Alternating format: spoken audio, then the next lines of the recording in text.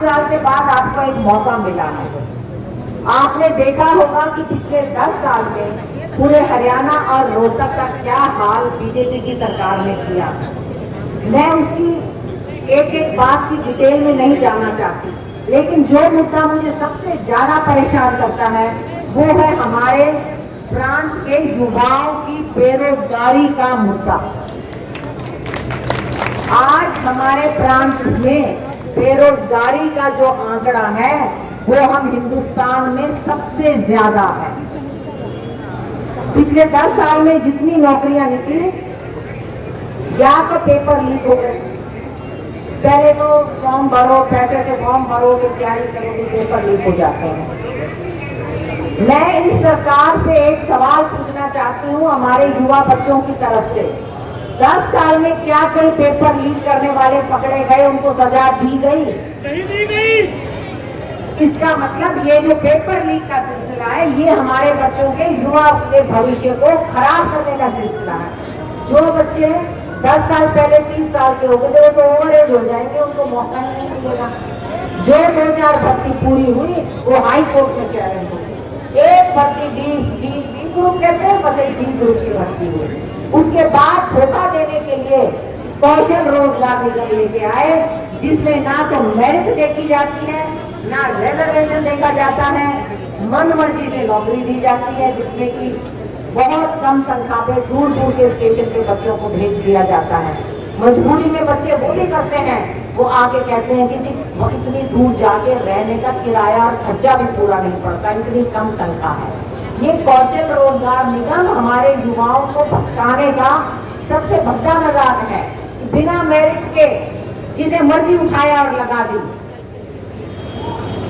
यहाँ के नौकरी देने के लिए सबसे बड़े जो एचएससी के चेयरमैन हैं, उनके दफ्तर में करोड़ों रुपए पकड़े गए। क्या सरकार ने उन्हें सजा दी?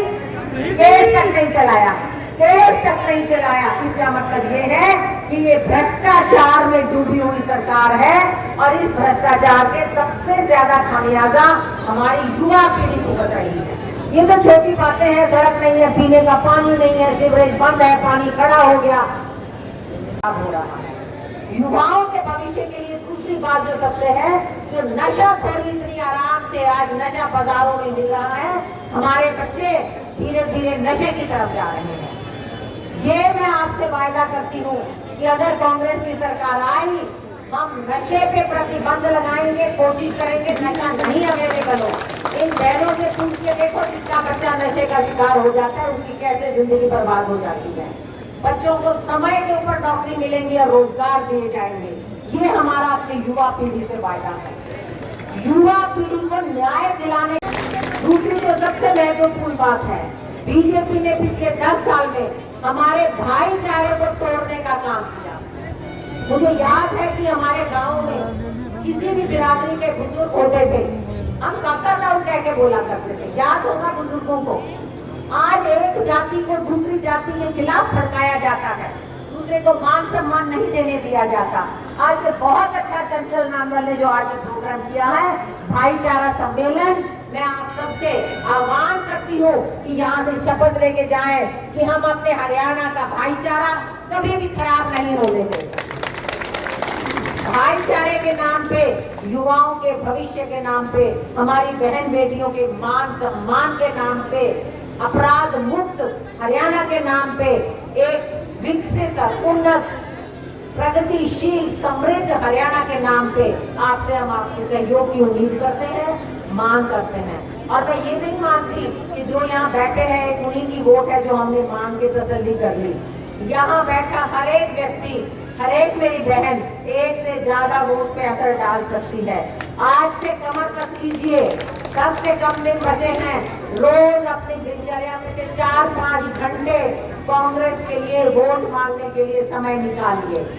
एक और है, बहुत से वोट काटू लोग खड़े हुए हैं जो पहले तो कहेंगे हम बीजेपी के खिलाफ हैं, लेकिन जीतने के बाद बीजेपी से हाथ मिला लेंगे। ऐसे लोगों से सावधान रहना।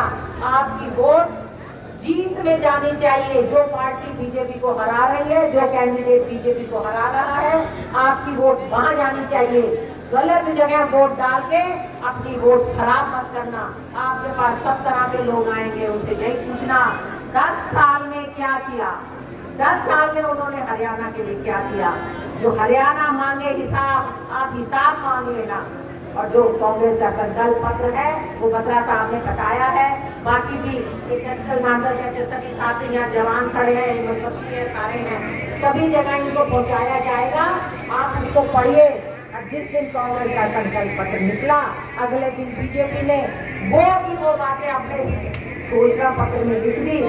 मैं उनसे पूछना चाहती हूँ, आज कह रहे हैं कि हम ये करेंगे, तो 10 साल क्यों नहीं किया था? 10 साल में क्या कर रहे थे? आप उनसे ये बात जरूर पूछना। एक बार फिर से, बहुत रात हो गई है, मेरी बहनों ने भी घर जाना है, बात लंबी नहीं करती। एक बार फिर से आप सबका बहुत बहुत दिल की गहराइयों से धन्यवाद। और आपसे एक बार फिर आपके सहयोग और आशीर्वाद की उम्मीद करती हूँ। भाई, रोहतक और कलोई का मार्जिन इतना ज्यादा होना चाहिए कि पूरे हरियाणा में गूंज जाए कि कलोई और रोहतक शहर ने इतने मार्जिन से कांग्रेस को जिताया है कि दुनिया देखती रह जाए।